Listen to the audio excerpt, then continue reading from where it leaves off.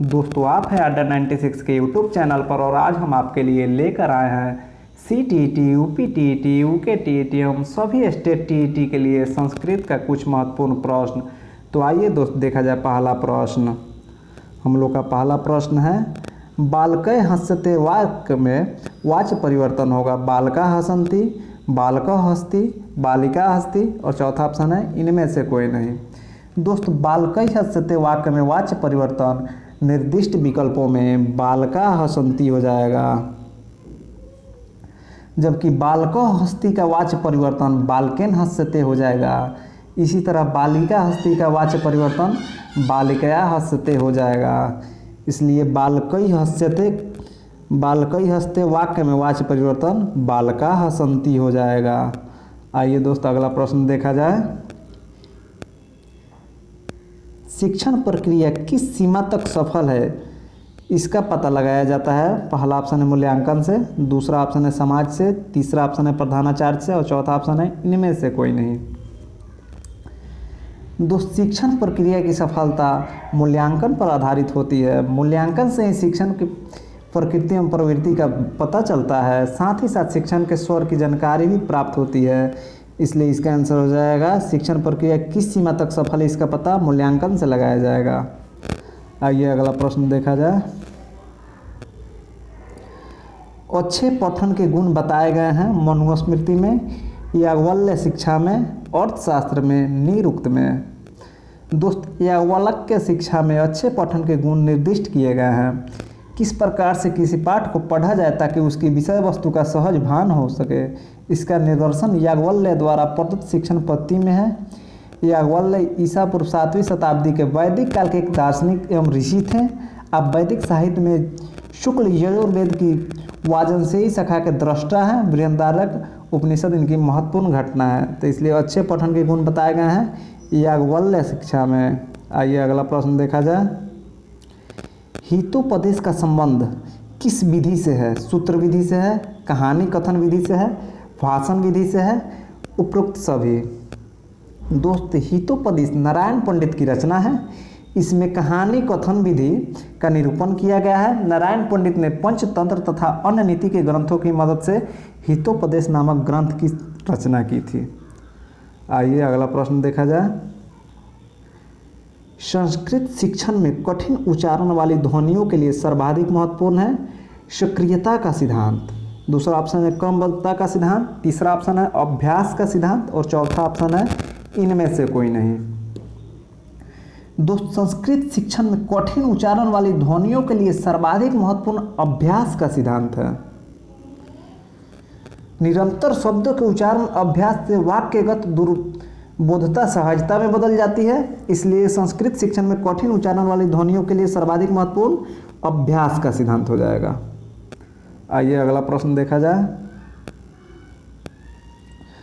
अर्थ समझते हुए वैदिक मंत्रों के सस्वर पाठ को कहा जाता है पारायण विधि, दूसरा ऑप्शन सूत्र विधि, तीसरा ऑप्शन वाद विवाद विधि और चौथा ऑप्शन उपरोक्त सभी।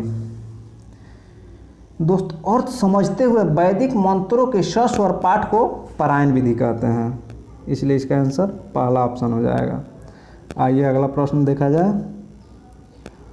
हरीश प्लस सेते में संधि किस सूत्रानुसार होगी?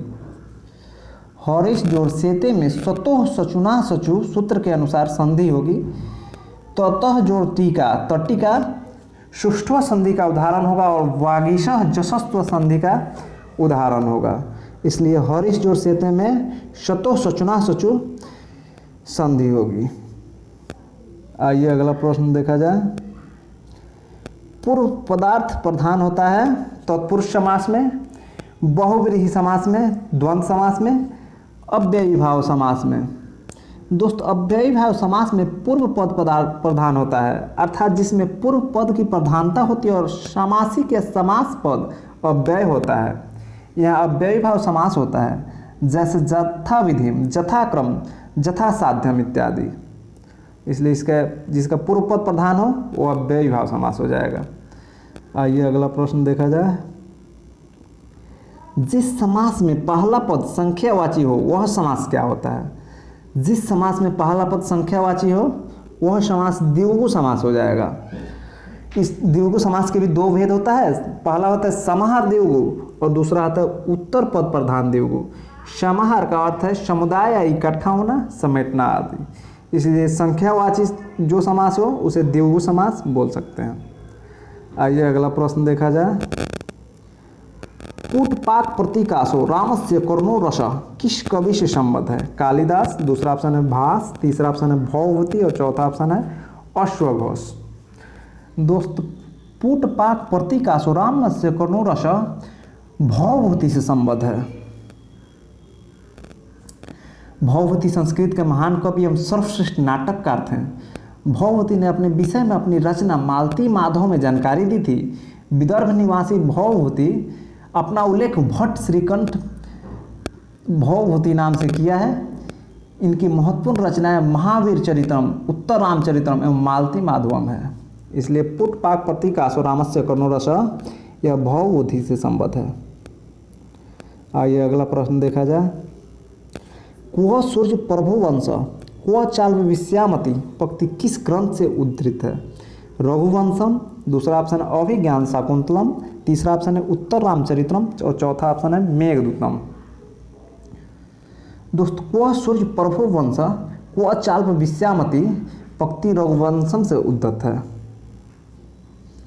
रघुवंशम कालिदास की रचना है। अपनी कृति रघुवंश के प्रारंभ में ही कालिदास ने इस वंश की प्रशंसा में लिखा है कि कहाँ सूर्य के समान प्रभावशाली वंश रघुवंश और कहाँ मेरी अल्प विषय वाली बुद्धि। एक लघु नौका के सहारे विशाल समुद्र को पार करने की इच्छा कर रही है। इसी कृति के नायक राजा दिलीप एवं नायिका सुदक्षिणा है। इसलिए क्व सूर्य प्रभुवंश क्व चाल विश्यामती रघुवंशम से उद्धृत है। आइए अगला प्रश्न देखा जाए। कौनते पद में कौन सा प्रत्यय विद्यमान है? दोस्त कौनते पद में ढक प्रत्यय विद्यमान है। प्रत्यय का तात्पर्य उन वर्णों या समूहों से होता है जो कि शब्द के अंत में उसके अर्थ में विशेषता लाने को लगाए जाते हैं। जो प्रत्यय क्रियाओं से बनते हैं उसे कृदंत और जो संज्ञा विशेषण आदि से बनते हैं उसे तद्धित प्रत्यय कहते हैं। आइए अगला प्रश्न देखा जाए। कर्तरी शब्द में कौन सा प्रत्यय है? पहला ऑप्शन है तव्य, दूसरा ऑप्शन है त्रिच, तीसरा ऑप्शन है तव्यत और चौथा ऑप्शन है अनियर। तो दोस्तों कर्तरी पर शब्द में त्रिच प्रत्यय है। आइए अगला प्रश्न देखा जाए। उपंगम में कौन सा समास है? तत्पुरुष समास, अव्ययीभाव समास, क्रमधारय समास, द्विगु समास। उपंगम में अव्ययीभाव समास है जिसमें पूर्व पद की प्रधानता हो और समासिक या समास पद अव्यय हो, वहाँ अव्ययीभाव समास होता है। जैसे प्रतिदिनम, यथाविधि, यथाक्रम, यथाशक्ति इत्यादि। इसलिए उपंगम में अव्ययीभाव समास हो गया। आइए अगला प्रश्न देखा जाए। किरातार्जुनियम में अर्जुन भगवान शंकर से किस अस्त्र की प्राप्ति करते हैं? पहला है पाशुपत, दूसरा है चक्र, तीसरा है गदा और चौथा है इनमें से कोई नहीं। दोस्त किरातार्जुनियम में अर्जुन भगवान शंकर से पाशुपत अस्त्र की प्राप्ति करते हैं। यह महाकवि भारवी द्वारा 7वीं सदी ईस्वी में रचित महाकाव्य है जिसे संस्कृत साहित्य में महाकाव्यों की बेहतरीन स्थान प्राप्त है। इसलिए किरातार्जुनियम में अर्जुन भगवान शंकर से पाशुपत अस्त्र की प्राप्ति करते हैं। दोस्तों वीडियो पर बने रहने के लिए धन्यवाद। आज के इस वीडियो में इतना ही। वीडियो अच्छा लगा हो तो लाइक, शेयर और अड्डा 96 चैनल को सब्सक्राइब करना न भूलें जिससे लेटेस्ट वीडियो आपको मिलता रहे। साथ ही साथ वीडियो आपको कैसा लगा या वीडियो में कुछ कमी हो तो कमेंट बॉक्स में कमेंट जरूर करें जिससे नेक्स्ट वीडियो में सुधारने की कोशिश की जाएगी। धन्यवाद।